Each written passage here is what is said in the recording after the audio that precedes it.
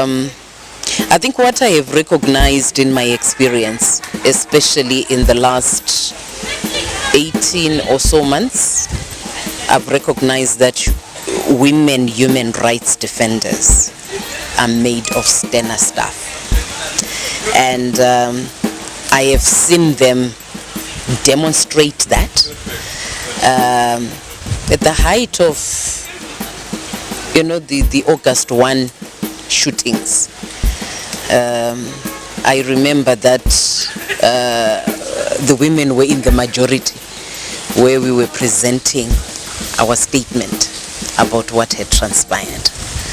When we got to January, when the protests happened and more people were killed, I recognized that a lot of our colleagues were stepping back, and it was women who came to the occasion. And there's evidence to see that in terms of our press conferences, where it has literally been a group of women lining up and stating things as they were. But I also want to say that it's not a straight road. It's not an easy road for women. The work that we do as human rights defenders is universally honorable in the sense that it meets social justice from the Bible. And when you stand with people, especially people who are on the receiving end of injustice, people actually look up to you. But in Zimbabwe, it's a totally different thing. You are labeled all sorts of names. You are sponsored. You are an appendage of the opposition. You are Western puppets. But I think the things that we stand for, when they are happening, the foreigners are not even involved in the conflict that happens. Specifically, if we talk about human rights violations, and if we talk about political violence or even electoral violence, and where we find people being discriminated against because they are politically incorrect, and as a result they are discriminated from getting food and other aid, you find that these accusations come up. And in this type of work, the majority of the women that I know have at one time or the other gone through a police cell or secret detention. And what I would want to say as a woman human rights defender is that those places of detention are really not gender sensitive. They are not made for women. Take for example, I was kept at Matapi police station. There are no facilities to bath. So you just wake up, you are in this room where you are sharing a blanket with everyone who comes in. So you are basically just stretching it and pulling it from the others so that you are able to put it on top of you. The toilet is there.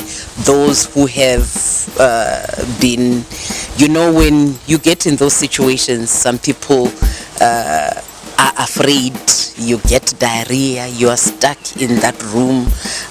Some of them are having their periods, but there is no place to bath. You can't even get water. You can't even get food. And that's the situation. And as women, that makes it very difficult for a woman to be able to manage in those situations. But obviously, I'm not saying that women should be looked at in a different way from the men, but I think it's just a recognition that we have requirements and demands that are different from those of men.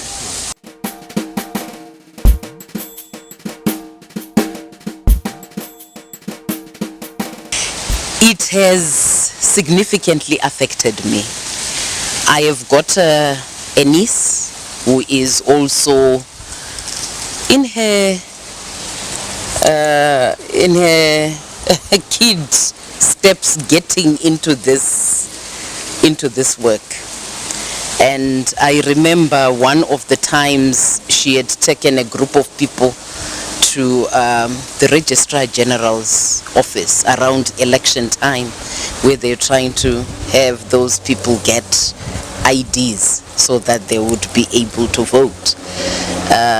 I recognize that at that stage, I recognized that the family is actually worried about the work that I do, because one of her brothers actually said, "Be careful, you might also be targeted like Tete," meaning that there is that fear. They might not say it outright, but I think when I'm out there and doing the work that I do, I think they hold their breath and just hope that I will be able to go by, because they know what they have experienced in the past.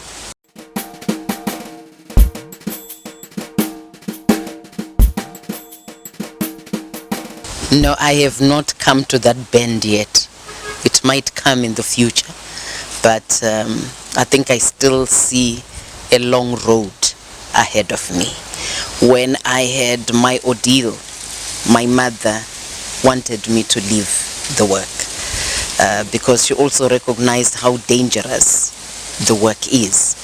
But I think for me, I had already had my fingers bent, and it didn't make sense to look back at everything that I had done. So no, that bend, I think it's still way ahead.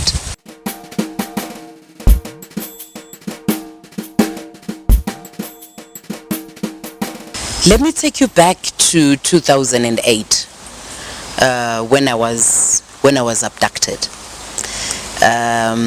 For me, I think the fact that they came after me, it was a demonstration that they had recognized the work that I was doing. So it had made an impact on them, and that was why they wanted to silence, to muzzle me and not continue to do the work. Unfortunately, I think they hit the wrong chord. I would probably say I am not a person who is easily arm-twisted. So from that, I recognized that something was happening, and somehow it made me realize that that was the point to continue doing the work. And I would say that my voice has been heard, because you will find that even in the corridors of government, when you speak of Jestina Mukoko, people will turn around and they want to see where that individual is. So I think that voice has been heard, and I think I've made a mark in Zimbabwe's history. And I know that when abductions or the excesses of the state are spoken about, there is no way that they will skip my name.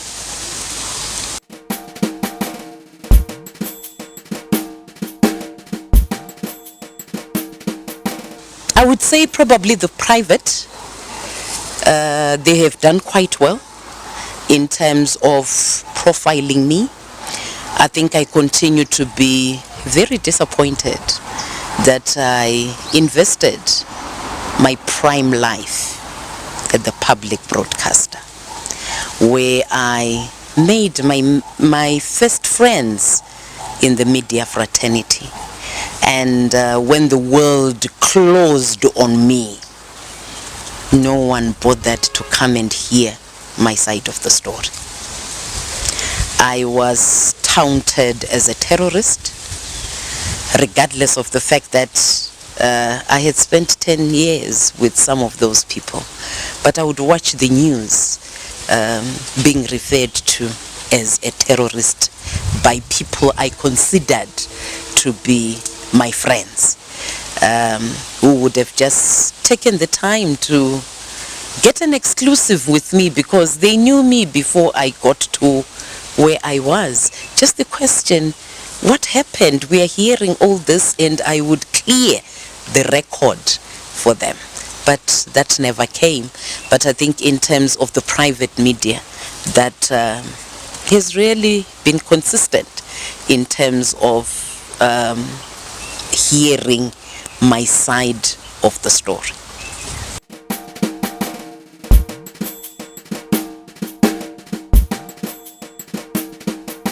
It's not all rosy.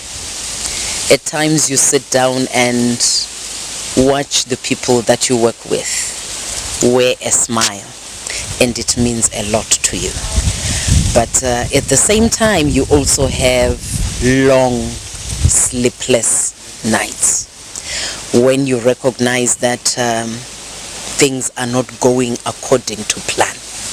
And if you are committed, diligent, and passionate about this work, you will keep going on.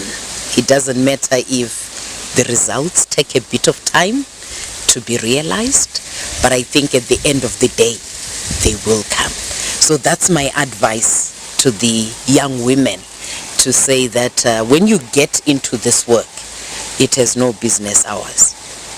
And you might find that you have a lot of your family time being taken up, because there is no way that you can ignore, even if a call comes in at 1 a.m.